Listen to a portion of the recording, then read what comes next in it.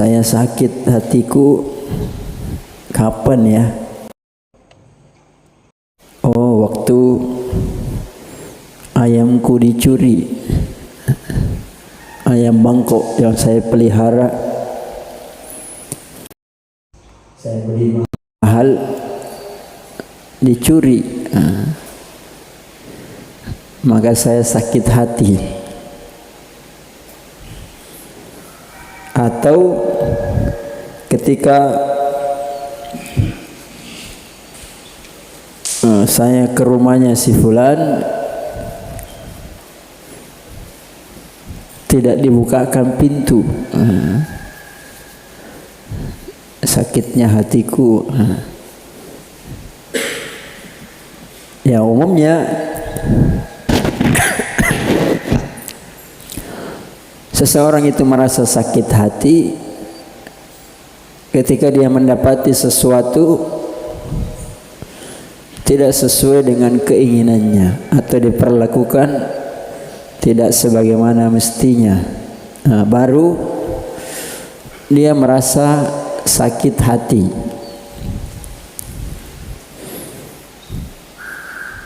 Kalau badan kapan kita merasa sakit?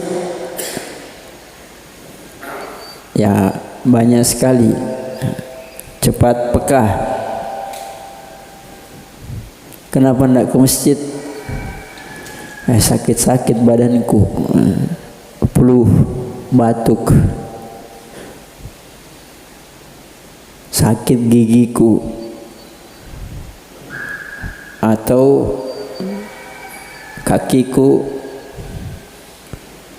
patah habis jatuh. Ya kadang orang belum ditanya dia sudah jawab. Kalau badannya yang sakit. Ya karena itu kalau kita lihat Allah Azza wa Jalla menciptakan makhluk-makhluknya luar biasa. Walaqad khalaqnal insana fi ahsani taqwim. Saking luar biasanya Allah ciptakan makhluknya, maka makhluk itu punya bagian-bagian tubuh yang mempunyai tugas dan fungsi yang tidak bisa digantikan oleh anggota tubuh yang lain. Ya, misalnya mata kita tidak bisa diganti oleh telinga, kaki tidak bisa diganti oleh tangan.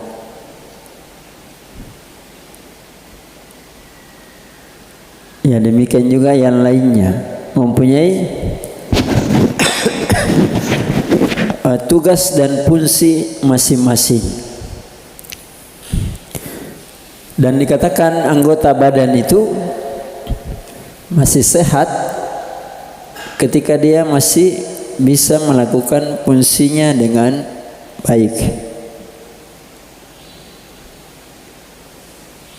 Tangan, kaki, mata. Maka dikatakan dia sakit ketika sudah mulai tidak bisa melakukan fungsinya dengan baik. Misalnya tangan, kapan dikatakan tangan sakit? Ya ketika tidak bisa melakukan fungsi dan tugas tangan sebagaimana mestinya. Ya misalnya tidak bisa goyang. Kaki, kapan kaki itu dikatakan sakit? Ketika mulai berjalannya tidak sebagaimana biasanya. Kakiku sakit ini kalau melangkah, atau baru 3 langkah sudah begini-begini. Kapan mata sakit? Ketika tidak bisa melihat sebagaimana mestinya. Ya, demikianlah seluruh anggota badan yang lain mudah dideteksi sakit. Kalau kita tidak tahu sakitnya, cepat-cepat kita ke dokter. Apa aku yang sakit ini? Karena saya merasakan sakit di sini. Tapi sekarang pertanyaannya, kapan hati itu sakit? Karena badan sakit, maka hati juga ya sakit.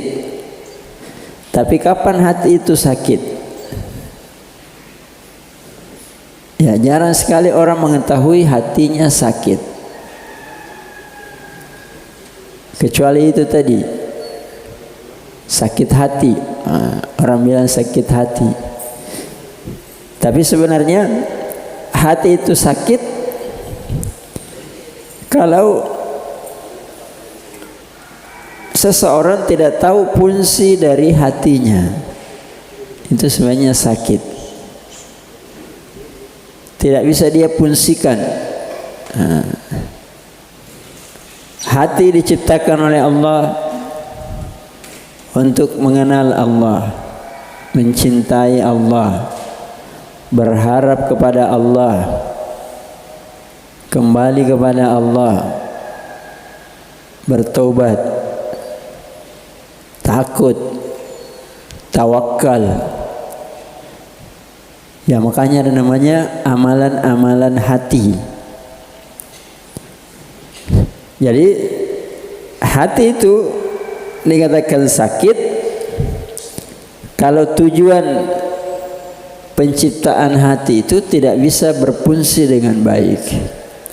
Sebagaimana tadi tangan, pakai makan, pakai bergerak, ketika tidak bisa dipakai atau dipakai tapi setengah mati atau muncul sakit kalau dipakai, berarti itu sakit. Berarti hati ini sakit ketika tidak bisa lagi mengenal Allah, atau ketika dia mengenal Allah, mencintai Allah mulai susah, berat, terasa sakit. Ya,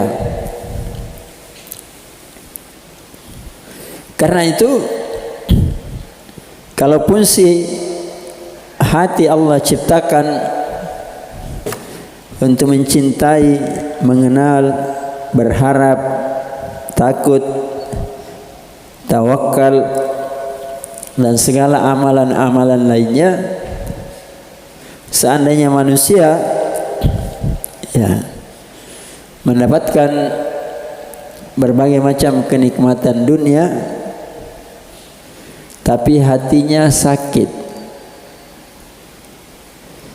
maka kira-kira apakah dia bisa mendapatkan kenikmatan, kelezatan yang sempurna? Bisa dapat?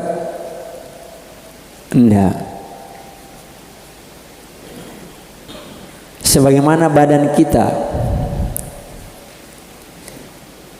kalau kita lagi sakit, maka nikmat yang kita terima rasanya ada yang kurang.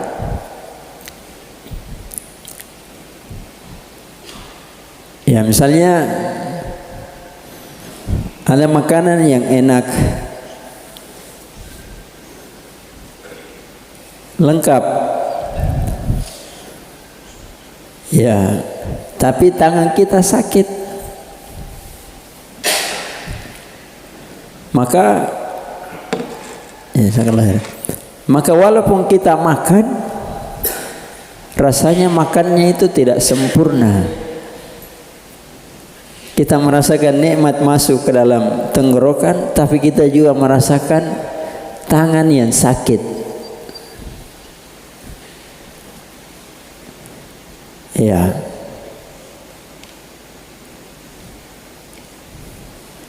Ketika apalagi kalau sakit gigi, tidak ada yang enak dimakan karena ada bagian tubuh yang sakit. Maka nikmat yang diterima itu tidak sempurna. Apatah lagi kalau hatinya yang sakit. Ya, kalau hatinya yang sakit.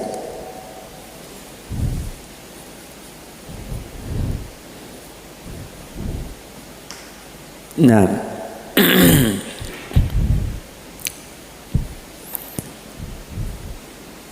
di rumah kalau seorang suami lagi sakit hati sama istrinya, kira-kira enak makan atau tidak? Biasa tidak mau makan.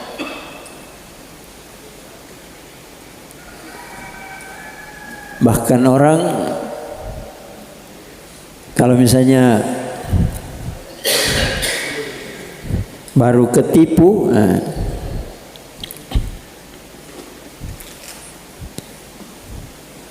ada misalnya teman cerita,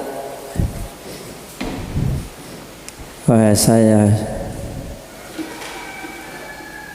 ketipu Ustaz. Kenapa? Ada lebih 30 orang jamaah umroh. Saya mau berangkatkan, saya sudah bayar semua, uangnya dibawa lari. Jadi 10 hari 10 malam saya tidak bisa makan, sampai berat badanku turun 10 kilo. Saya bilang berarti gampang kalau mau turunkan berat badan. Iya, kenapa?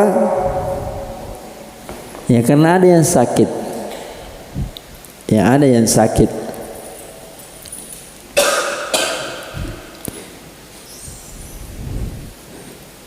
Nah,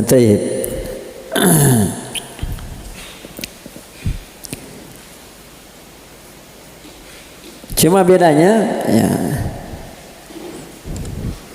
kalau hati yang sakit itu ya mempengaruhi semua anggota badan. Ya kalau hati yang sakit. Tapi kalau badan yang sakit itu sebenarnya tidak mempengaruhi hati kalau hati itu sehat. Tidak terbalik. Kalau hati yang sakit maka akan mempengaruhi semua anggota badan. Ya misalnya tadi ketipu, kan hatinya yang sakit. Tapi kenapa tidak bisa makan? Padahal tidak ada hubungannya. Karena hati itu mempengaruhi pikiran, badan jadi lemas, dan seterusnya. Jadi ketika seseorang mengenal Allah, mencintai Allah, mengikhlaskan ibadah hanya kepada Allah, ya maka semua yang di luar itu, semua yang ada di luar kecintaannya kepada Allah itu tidak mempengaruhi apa-apa. Tetapi kapan semua yang ada selain dari hati kita itu, yang kita cintai, yang kita harapkan, kalau mempengaruhi hati, berarti hati itu sakit. Karena asalnya itu tidak perlu mempengaruhi hati, maka hatinya sakit.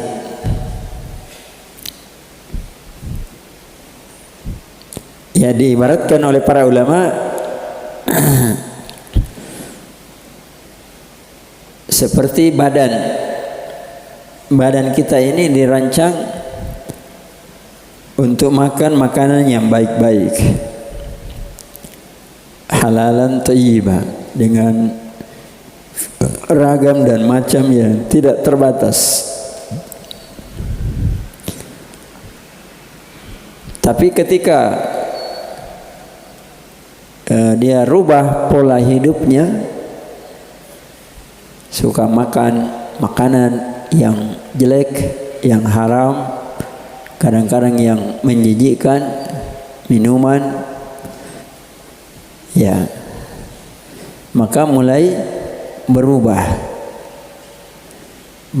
fungsi.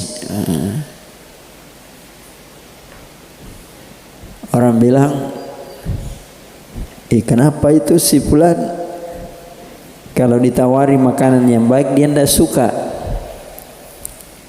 kalau ditawari makanan yang jelek dia suka, ditawari jus tidak suka, tapi kalau ditawari balok, masya Allah, berselera. Berarti mulai berubah apanya? Fungsi pencernaannya berubah. Ya, kalau ditawari kambing kurang suka, tapi kalau ditawari misalnya ayam mati suka. Berarti berubah fungsi pencernaannya. Ya, berarti ini menunjukkan ada yang sakit padanya. Nah, demikian juga hati. Ketika hati diciptakan untuk mengenal Allah, mencintai Allah, menyukai yang baik-baik, tiba-tiba berubah. Tidak mau ke masjid, tidak mau sholat, yang aneh-aneh yang suka dikerja, suka kesyirikan, suka bid'ah, suka maksiat daripada yang lain, ya, berarti hatinya sakit. Nah, sekarang mana yang lebih berbahaya, sakit hati atau sakit badan? Ya, lebih susah dideteksi dan lebih berbahaya. Kenapa?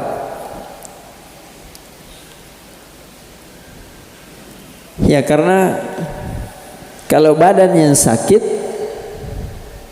puncaknya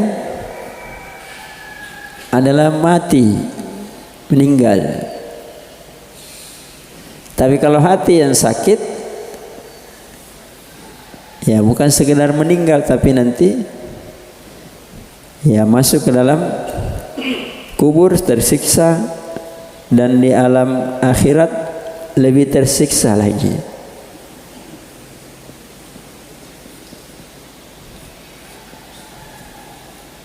Nah, maka kapan seorang hamba itu senantiasa melakukan sebab-sebab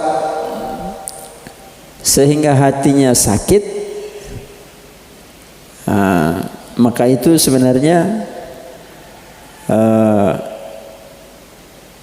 hukuman dari Allah Azza wa Jalla. Dan penyakit itu kalau tidak diobati, bertambah atau berkurang, ya pasti bertambah. Biar badan juga begitu. Kolesterol makan kambing terus bertambah atau berkurang? Ya bertambah. Demikian juga hati. Fi qulubihim marad fazadahumullahu marada. Ya, kalau dalam hati mereka itu, orang-orang munafik itu ada penyakit, maka Allah tambah penyakitnya. Ya.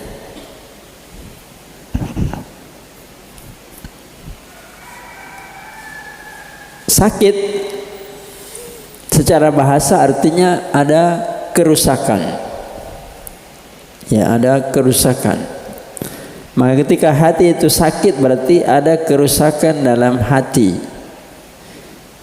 Kapan mulai ada kerusakan? Ketika jiwanya yang mengajak kepada kejelekan itu mulai lebih dominan. Innan nafsa la ammaratun bisu.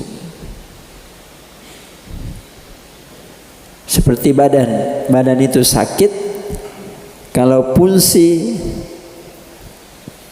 pola hidup sehat itu berubah, tidak lagi normal karena ada makanan yang berlebihan, terlalu sering dimakan, ada yang harusnya dimakan tidak dimakan, tidak berimbang, maka sakit. Ya, jadi hati menjadi sakit ketika mulai banyak kerusakan. Kerusakan awal misalnya dia menimbang dan melihat yang baik itu tidak mampu. Ya, tidak mampu lagi melihat yang hak. Atau ketika dia lihat sebaliknya. Atau keinginannya rusak. Orang-orang itu banyak sekarang keinginannya rusak, selalu menginginkan yang jelek-jelek. Kalau disampaikan yang baik-baik justru dia tolak.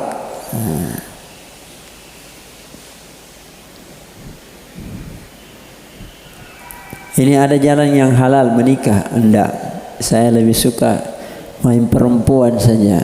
Berarti selalu keinginannya jelek. Ya, ini ada jalan-jalan yang baik. Kalau mau berdagang, kamu dapat yang halal baik. Tapi keinginannya enggak. Kalau berdagang itu sedikit untungnya. Tapi kalau ambil proyek begini banyak untungnya. Berarti keinginannya rusak. Itu menyebabkan hatinya rusak.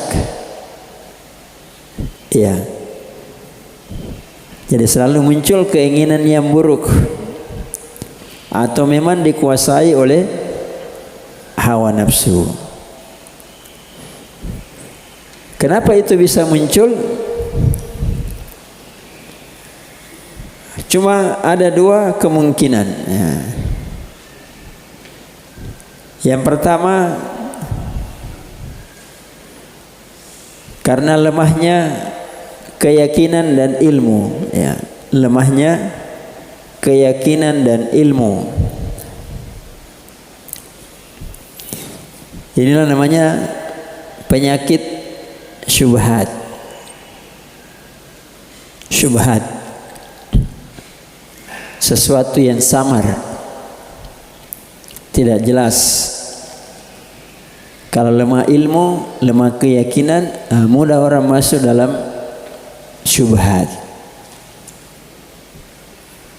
Kan itu kesyirikan, ya, bid'ah, penyimpangan dalam agama. Itu sebabnya karena lemahnya keyakinan dan ilmu. Padahal tauhid itu sesuatu yang paling jelas.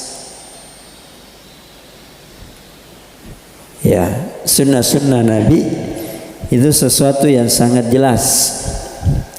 Tapi karena lemah keyakinan, ya, lemah ilmu, ya mudah dipengaruhi oleh syubhat. Tapi kan banyak orang yang melakukannya. Tapi kan ada juga dalilnya. Ya, itu kan namanya syubhat. Yang kedua, lemah amalan. Ya, lemah amalan, susah bergerak. Nah, itu karena syahwat. Ya, syahwat. susah beramal ketaatan. Tapi kalau amalan yang tidak taat mudah. Kalau nonton bola biar sampai subuh. Tapi kalau sholat biar 5 menit tidak bisa. Ya berarti syahwat bolanya itu luar biasa. Ya. Kalau diajak camping, ya, biar bermalam 3 hari di atas gunung kuat. Tapi dia aja pergi sholat berjamaah maghrib, tidak kuat. Nah, syahwatnya yang kuat, sehingga lemah amalan dan pergerakannya untuk berbuat ketaatan. Ya, jadi itu 2 unsur pokok ya, penyakit. Allah Azza wa Jalla menyebutkan dalam Al-Quran, fi qulubihim marad fazadahumullahu maradha waliyaqula alladhina fi qulubihim marad. Ini semua penyakit-penyakit. Fi qulubihim maradun wal qasiyati qulubuhum. Ini penyakit syubhat. Ini umumnya sifatnya orang-orang munafik, ya. Orang-orang munafik. Ketika belum turun perintah perang, selalu mau perang. Ketika turun perintah perang, banyak sekali alasannya. Saya lemah, keluarga aku siapa yang jagai? Saya mau begini, banyak sekali alasannya. Karena memang hatinya yang sakit.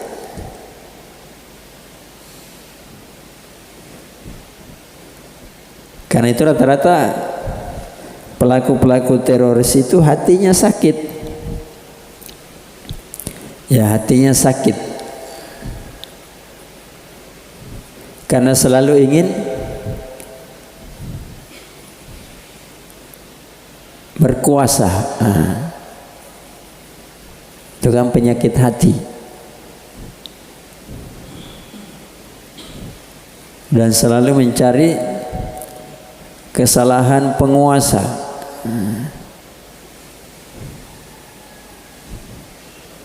Ketika tiba waktunya dia berkuasa, tidak bisa.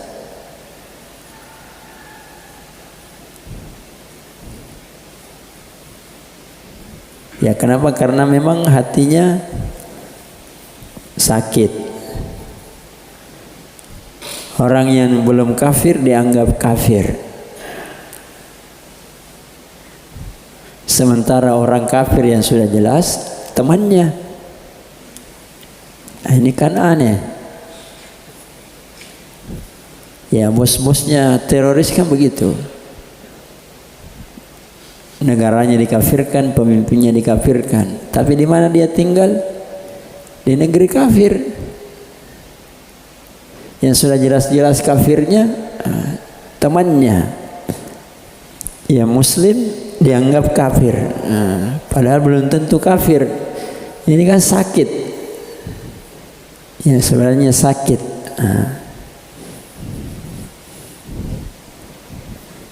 Walaupun nanti banyak alasannya, tapi alasan itu kan dibuat-buat karena hatinya yang sakit. Sama dengan orang-orang yang suka melakukan bid'ah. Kalau dikatakan ini sunnah, tidak mau dia kerjakan. Tapi kalau perayaan, semangat sekali dia kerjakan. Jadi kalau perayaan yang tidak ada petunjuknya, ya habis-habisan dia. Tapi kalau yang sunnah malas. Ya misalnya salat, ya salat berjamaah itu kan sunnah. Maksudnya sunnahnya Nabi, sahabat. Bukan berarti hukumnya sunnah, tapi amalannya Nabi, sahabat. Selalu berjamaah kecuali ada halangan. Tapi orang-orang yang suka perayaan saja malas pergi berjamaah. Tapi kalau ada perayaan, ya 3 hari sebelum waktunya semua rajin ke masjid. Selesai perayaan tidak nongol lagi di masjid. Ya itu kan menunjukkan sakit. Ya hati yang sakit. Kalau mau korban, biar tidak ada uangnya ada. Kalau mau korban sapi, kambing untuk kuburan, untuk leluhur, untuk apa saja, biar tidak ada jadi ada. Tapi nanti tiba hari raya korban tidak ada. Ya karena hatinya sakit. Ya. Adapun penyakit syahwat, ya disebutkan juga di dalam Al-Quran. Ya nisa'an Nabi, lastunna ka ahadim minan nisa. Wahai istri-istri Nabi, kalian itu tidak sama dengan wanita-wanita yang lain. Ada perbedaan yang jauh. Kalian istri Nabi, maka gelar Nabi itu tidak bisa disamai oleh siapapun. Maka Allah mengingatkan, ini taqaitunna. Jadi kalau kalian benar-benar bertakwa, fala takhda'na bil qaul fayatma'a alladhi fi qalbihi marad. Maka janganlah kalian mendayu-dayu ucapan, menghias-hiasi ucapan sehingga condong kepadamu orang yang hatinya sakit. Maka jangan dilembut-lembutkan ucapan sehingga condong kepada kejelekan. Ya, kalau hati sehat, ya walaupun perempuan itu mendayu-dayu, ya, menggoda, dia tidak akan condong kepadanya.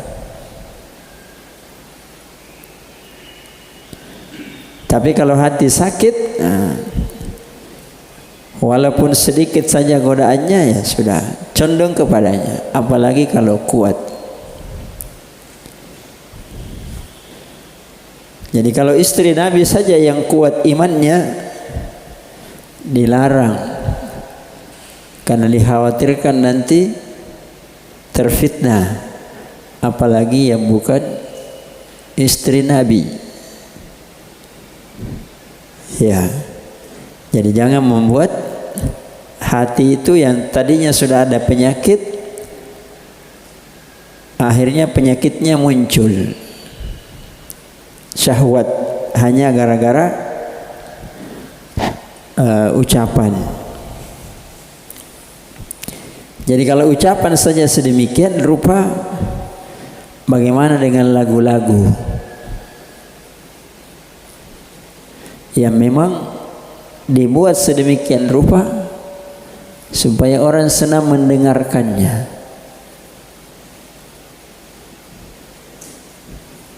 Ya.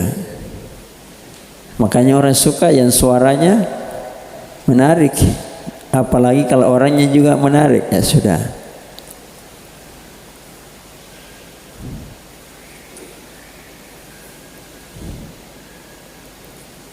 Nah, kadang-kadang badan itu, ya, Ada badan yang mudah kena penyakit, ada badan yang susah kena penyakit. Tidak gampang, bukan susah ya, tidak gampang. Misalnya sekarang musim hujan, kalau badan lemah gampang sakit atau tidak? Gampang. Karena hujan, karena apalagi sekarang banyak polusi. Jadi kalau badan ini memang sudah ada sumber penyakitnya, ada keadaan yang mendukung, cepat sekali sakit. Demikian juga hati. Kalau hati ini lemah, ya lemah seperti badan yang lemah, ada syubhat sedikit, ada syahwat sedikit, tidak mampu dia tolak. Ya, cuma hati itu keajaibannya, karena kadang-kadang hati sudah sakit, tapi hati itu pintar menyimpan rasa sakit. Ya, pintar sekali menyimpan sakit, sehingga seseorang yang sakit hatinya kadang dia tidak rasa bahwa itu sakit. Berbeda dengan badan, baru sedikit saja, wah, cepat sekali badan yang lain memberontak, oh ini lagi sakit. Kenapa tadi kalau hati sakit itu bisa disimpan, bisa ditahan, tidak nampak? Karena sebab kebodohan dan hawa nafsu. Jadi kebodohan itu yang menyimpan penyakit. Ya, sama dengan umumnya badan. Kadang orang penyakitnya sudah parah, tapi karena dia tidak tahu, tidak mengerti kesehatan, ya dia mampu simpan-simpan saja. Nanti ketika tidak bisa lagi ditahan, baru ke dokter, susah ditangani. Tapi coba ketika orang sadar hidup sehat, pola hidup sehat, atau mengerti kesehatan, atau sudah banyak dia baca, dia dengar, cepat dia deteksi dan pergi obati. Tapi hati ya beda. Kadang dia tidak merasa bahwa hatinya sakit, padahal sebenarnya mudah dideteksi. Kenapa? Selalu kondisinya lari miring. Harusnya taat, suka maksiat, harusnya sering ke masjid, tapi ke bioskop, suka ini. Itu kan sebenarnya deteksinya bahwa hatinya sakit. Tapi sebagian orang tidak merasa bahwa itu penyakit. Nah, banyak juga seperti badan, orang sudah tahu sakit, sudah tahu obatnya, tapi kadang dia tidak mau minum. Kenapa? Pahit, tidak suka, sehingga ya tetap sakit. Karena umumnya obat itu selalu kebanyakannya tidak sesuai dengan yang diinginkan. Ya, apalagi hati. Ya, apalagi hati. Supaya penyakit hati itu berkurang, ya disuruh belajar. Orang sudah tahu, saya ini tidak tahu apa-apa, tapi tidak mau belajar. Karena dia tahu belajar itu susah. Tetapi walaupun susah, ya itulah obatnya. Ya itulah obatnya. Kalau tidak mau belajar, ya sakit terus. Tapi karena susah, tidak sesuai dengan hawa nafsu, maka tetaplah dia sakit. Karena itu kisah sahabat Nabi SAW ketika ada yang terluka, kemudian dalam keadaan luka, malamnya dia junub. Akhirnya ditanya temannya, kalau orang luka junub apa yang harus dilakukan? Nah, dia berfatwa ya harus mandi, karena kalau junub hadas besar ya harus mandi. Akhirnya karena dia terluka mandi, ya meninggal. Ketika sampai di Nabi sangat marah. Qataluhu qatalahumullah. Mereka telah membunuhnya, ya Allah akan membunuh mereka. Ala sa'alu idza lam ya'lamu. Kenapa mereka tidak bertanya kalau mereka tidak tahu? Fa innama syifa'ul ayyi as-su'al. Karena sungguhnya sembuhnya kebodohan itu dengan bertanya. Jadi kalau satu fatwa seperti itu sangat berbahaya, ya bagaimana yang lebih besar daripada itu? Ya, jadi syahidnya bahwa kebodohan itu, apalagi kebodohan hati karena tidak punya ilmu, itu sakit, dan obatnya adalah belajar dan bertanya. Ya makanya ada namanya dokter badan dan ada dokter hati. Kadang dokter hati itu lebih dibutuhkan, karena dokter badan ya sesuai dengan kadar sakitnya badan. Ya badan kita ini kan alhamdulillah lebih banyak sehatnya daripada sakitnya. Sementara hati kapan dibutuhkan? Setiap saat. Ya setiap saat. Apalagi hati, sudah kita sampaikan yang dulu, hati dari namanya saja selalu berputar-putar. Innama summiyal qalbu litaqallubihi. Berputar-putar. Ya muqallibal qulub tsabbit qalbi. Karena hati itu tidak tetap. Ya maka dia butuh ilmu, ya butuh dokter yang selalu harus konsultasi setiap saat, setiap waktu. Beda dengan badan. Ya butuh juga konsultasi, tapi konsultasi hati itu lebih utama. Karena itu subhanallah,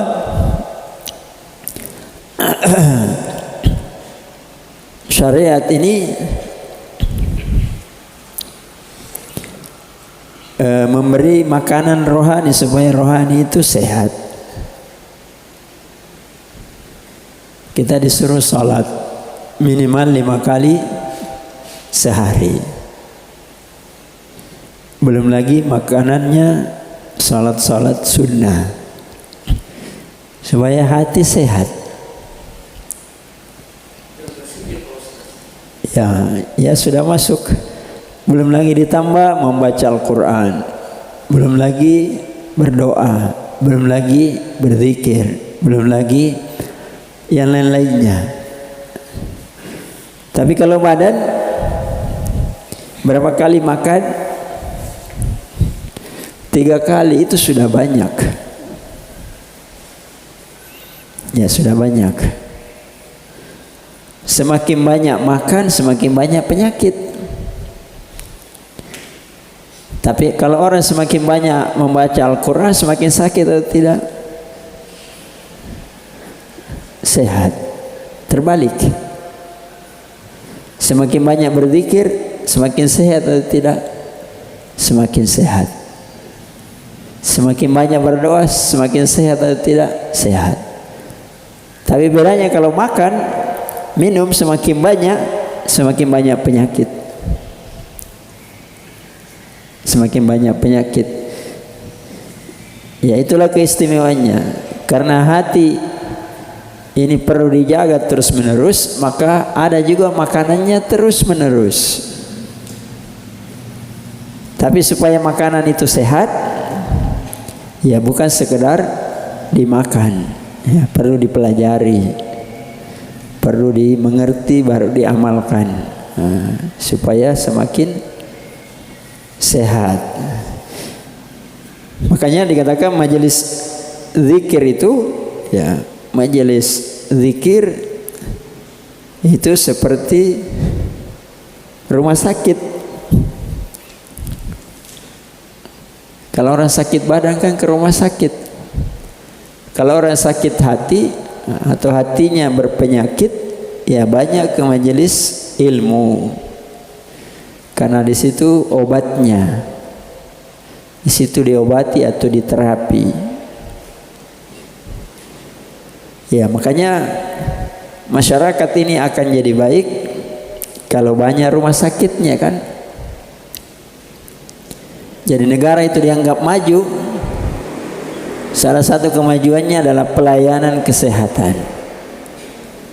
Mudah, murah, gampang.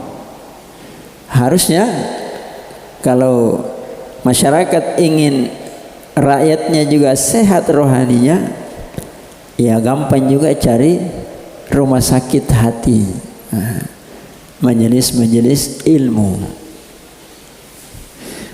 Yang celakanya kalau rumah sakitnya lebih sakit, karena banyak majelis ilmu joget-joget. Ya. Jadi orang yang hatinya mau sembuh tambah sakit di situ. Kasih minum, baca-baca, bayar lagi. Ya cium-cium tangan. Jadi penyakitnya tambah. Jadi dokternya lebih sakit daripada pasiennya. Nah, itu yang bahaya. Ya, kalau dokter badan kan ada namanya malpraktek. Ya, walaupun itu tidak terlalu banyak, tapi yang lebih banyak dan masyarakat lebih sakit ketika ya dokter-dokter hati itu yang membawa penyakit. Ya makanya kita dilarang menghadiri majelis-majelis yang membawa penyakit. Nanti bertambah sakit. Ya karena banyak majelis ilmu diajarkan terorisme, diajarkan kesyirikan, diajarkan bid'ah, dan itu semua adalah penyakit-penyakit hati.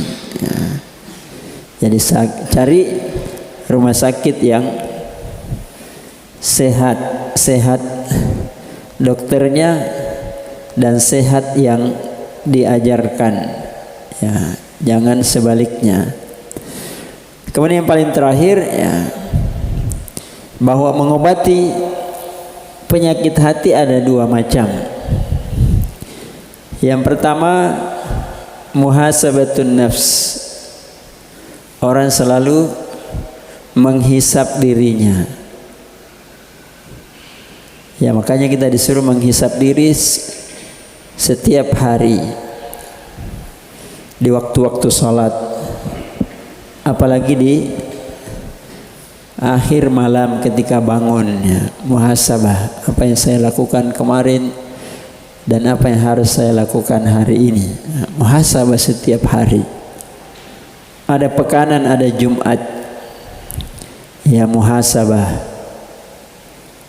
Dan ada nanti tahunan, ada bulan Ramadan, ya muhasabah. Apa yang telah saya lakukan setahun? Kalau banyak Qurannya ya banyak istighfar, supaya nanti tahun ke depan bisa lebih bagus. Ya. Karena itu Ramadan nampak hasilnya bukan di bulan Ramadan, di luar Ramadan. Karena itu Ramadan dikatakan bulan panen. Ya, orang panen, ketika panen dia makan atau tidak? Hendak. Ya, walaupun dia makan secukupnya saja. Tapi hasil panen itu paling nampak kapan? Ketika tidak panen. Kita punya sawah, kita pergi panen. Untuk apa? Bukan dimakan waktu panen saja, tapi paling nampak dipakai setelah selesai dipanen. Karena tidak ada hasil, tapi ada hasilnya itu yang dipakai. Ya, sama dengan Ramadan.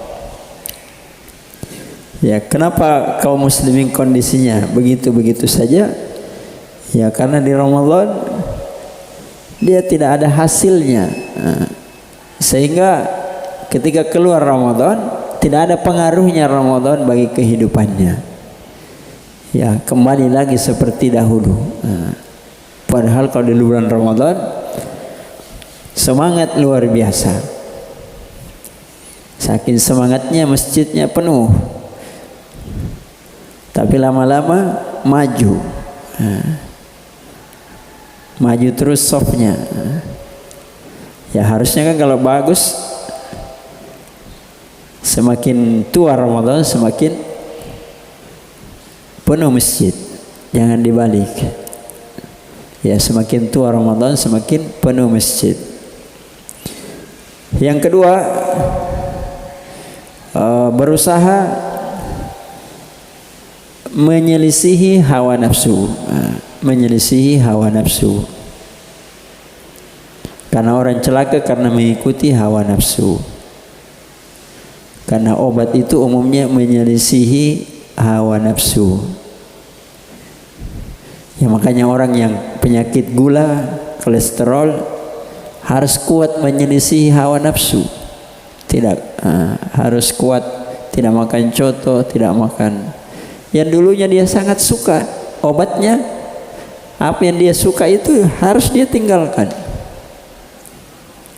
Ya kan begitu penyakit badan.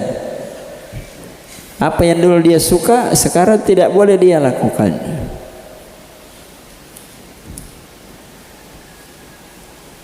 Misalnya dia suka merokok, suka. Obatnya ya berhenti merokok. Ya, menyelisih hawa nafsu tidak? Ya, menyelisih. Itu obatnya. Ya, sama dengan hati. Yang dulu disukai hati, ya dosa, maksiat, pelanggaran. Sekarang obatnya menyelisihi itu. Itu obatnya. Kalau tidak akan sembuh. Hanya berangan-angan saja. Datang dokter, wih saya gendut sekali dok, perutku buncit. Kamu pasti begini. Ya, sekarang tinggalkan atau minimal kurangi. Pasti kan tidak disuka sama hawa nafsu. Ya, itu obatnya. Makanya Imam Al-Hasan Al-Basri rahimahullah ya mengatakan innal abda la yazalu bi khairin maka lahu wa'idun an nafsihi. Seorang hamba itu senantiasa tetap dalam kebaikan selama dia mampu menasihati dirinya sendiri. Itulah namanya muhasabah. Karena kalau menunggu orang memberi nasihat, biar bagaimana hebatnya pemberi nasihat, kuncinya kembali kepada diri kita. Karena banyak orang bilang, ih bagusnya ceramahnya. Iya, ceramah itu bagus, tapi kalau kamu tidak kerjakan, tidak ada gunanya. Sama, lebih bagusnya rumah sakitnya lengkap, ya biar lengkap. Kolesterolmu tetap tinggi kalau kamu tidak berhenti makan coto. Iya kan? Jadi kembali kepada diri masing-masing. Tidak ada yang bisa mengalahkan nasihat itu kalau sadar sendiri. Orang bilang kalau muncul kesadaran. Dan itu amalan hati. Hati yang harus sadar. Kalau tidak ya susah dan tidak bisa sembuh.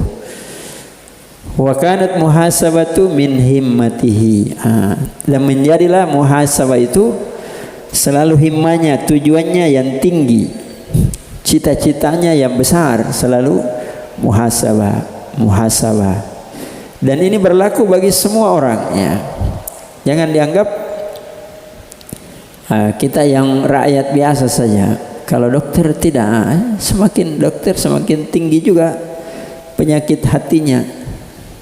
Ya, jangan sangka ulama itu ringan, semakin berat juga tanggung jawabnya. Yang sampai nanti dikatakan, kamu itu omon-omon saja. Istilah orang sekarang kan, omon-omon, tidak ada bukti. Pintar menasihati tapi tidak bisa lakukan apa-apa. Jadi agama itu untuk semua. Sama dengan sehat itu untuk semua, bukan rakyat saja, dokter juga. Ya, makanya banyak juga dokter yang sakit. Ya.